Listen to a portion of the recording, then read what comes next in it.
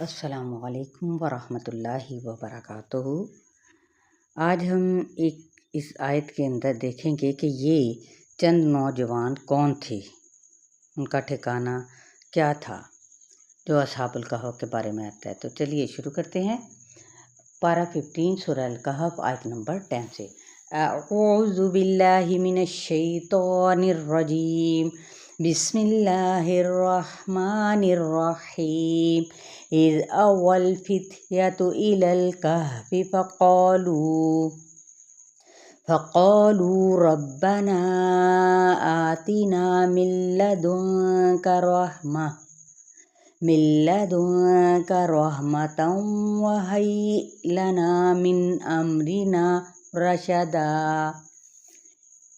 اذ اوى الفتية، جب پناہ لی چند نوجوانوں نے، الی الکہف، کس طرف؟ غار کی طرف۔ فقالوا، تو کہنے لگے، ربنا، اے ہمارے رب، آتینا، دے ہم کو، من لدنک، اپنے پاس سے، رحمتاً، رحمت، وہیئ لنا، اور مہیا کر ہمارے لیے، من امرنا، ہمارے معاملے میں سے، رشدا، رہنمائی۔ اب یہ جو چند نوجوان تھے، انہوں نے یہ ٹھکانہ کیوں پکڑا تھا؟ اس واقعے کی حیثیت سے بھی اس میں بہت سی آراء پائی جاتی ہیں کہ یہ واقعہ کب وقوع پذیر ہوا، لیکن عموماً لوگوں نے رومی بادشاہ دقیانوس کے دور میں ہوا۔ یہ لوگوں کو اپنے مذہب پر پابند رکھنا چاہتا تھا۔ اگر کسی کے بارے میں پتہ چلتا کہ کوئی اس کے دین سے بغاوت کر رہا ہے تو وہ اس کی جان کے پیچھے پڑ کر سزائیں دیتا۔ پھر اس نے ملک میں جاسوس بھی پھیلا رکھے تھے کہ کون کون اس کے دین سے انحراف کر رہا ہے۔ تو ہوا یوں کہ چند لوگوں نے بادشاہ کے اس مشرکانہ دین پر مبنی زندگی کو چھوڑ کر توحید کا راستہ اختیار کرنے کا ارادہ کیا، اور جب بادشاہ کو خبر ہوئی تو اس نے ان کو پکڑ کر دھمکیاں بھی دی، یعنی پکڑوا کر، اور نصیحت بھی کی اور کچھ دنوں کی مہلت بھی دی۔ تو اسی کی طرف یہاں پر اشارہ ہے، اذ اول فتیۃ۔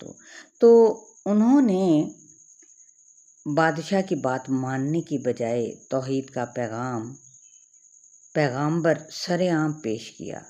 تو بادشاہ نے کہا کہ اگر تم باز نہ آئے تو تمہیں ختم کر دیا جائے گا۔ انہوں نے آپس میں کہا کہ ہم اپنا ایمان اور جان دونوں ہی بچانا چاہتے ہیں۔ تو انہوں نے مشورہ کر کے وہ آپس میں مشورہ کرنے لگے اور ایک غار میں جا کر چھپ گئے۔ کہا جاتا ہے کہ غار میں پہنچ کر انہوں نے خوب رو رو کر دعا کی، خصوصی طور پر یہ والی دعا۔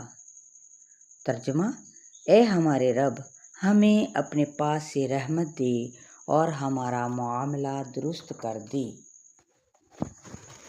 ہمیں اس مشکل میں سیدھا راستہ دکھا۔ دیکھیں یہ کتنی دعا خوبصورت ہے کہ ایک شخص جو غم کے بوجھ تلے دبا ہوا ہے تو اس نے اس صورت میں کیا کرے، وہ یہ دعا کرے۔ نبی کریم صلی اللہ علیہ وآلہ وسلم کے طریقے میں بھی جنگ بدر کے موقع پر یہ بات ملتی ہے۔ مسلمانوں پر بہت کٹھن مرحلہ تھا، تعداد تھوڑی، پہلی جنگ عظیم میں سامان کم، سواریاں بھی کم تھیں، تو آپ صلی اللہ علیہ وآلہ وسلم دعا کرتے تھے، یا حی یا قیوم برحمتک استغیث۔ جب انسان غم اور تکلیف سے نڈھال ہو جائے تو ایسے میں اللہ سے رحمت کی دعا کرنی چاہیے۔ کیا ہے؟ آتینا من لدنک رحمہ وہیئ لنا من امرنا رشدا، یہ ہے دعا۔ فَضَرَبْنَا عَلَىٰ آذَانِهِمْ فِي الْكَهْفِ سِنِينَ عَدَدًا۔ فَضَرَبْنَا، تو تھپکا ہم نے، یعنی مارا ہم نے، عَلَىٰ آذَانِهِمْ، ان کے کانوں پر، مراد تھپکی دینا، فی الکہفی کہف میں یعنی غار میں، سنین عددا کئی سال۔ اب یہ دو جو گروہ تھے یہ کون تھے یہ بھی جانیں گے۔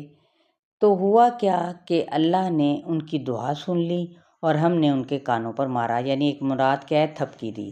تو انسان کو نیند اسی وقت آتی ہے نا جب کان سننا بند کر دیں، صرف آنکھیں بند کرنے سے نیند نہیں آتی۔ تو عربی میں بھی ہے نا کہ اللہ تعالیٰ نے فرمایا کہ کئی سال تک ہم نے ان کے کانوں پر پردے ڈال رکھے تھے، اس لیے کہ باہر کی آواز ان کی نیند میں خلل نہ ڈالے۔ گہری نیند سلانے کے بعد پھر ان کو اٹھایا گیا۔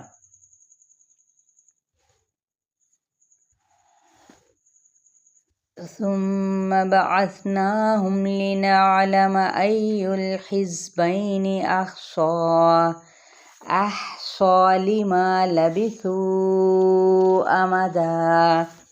ثم پھر بعثناهم اٹھایا ہم نے ان کو، لنعلم تاکہ ہم جان لیں، أي الحزبين کون سا دو گروہوں میں سے، یعنی یہ خود ان کے اپنے اندر کے تھے یا بعد میں اختلاف کرنے والے لوگ تھے۔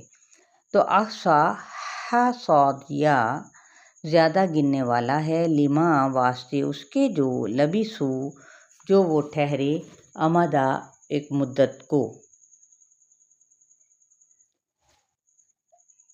اب یہ دو گروہ کون تھے؟ نمبر ایک، یہ خود ان کے اپنے اندر ہی سے تھے، کیونکہ جب وہ اٹھے تو انہیں صحیح وقت کا اندازہ نہیں ہو رہا تھا، یا پھر اس سے مراد بعد میں اختلاف کرنے والے لوگ تھے۔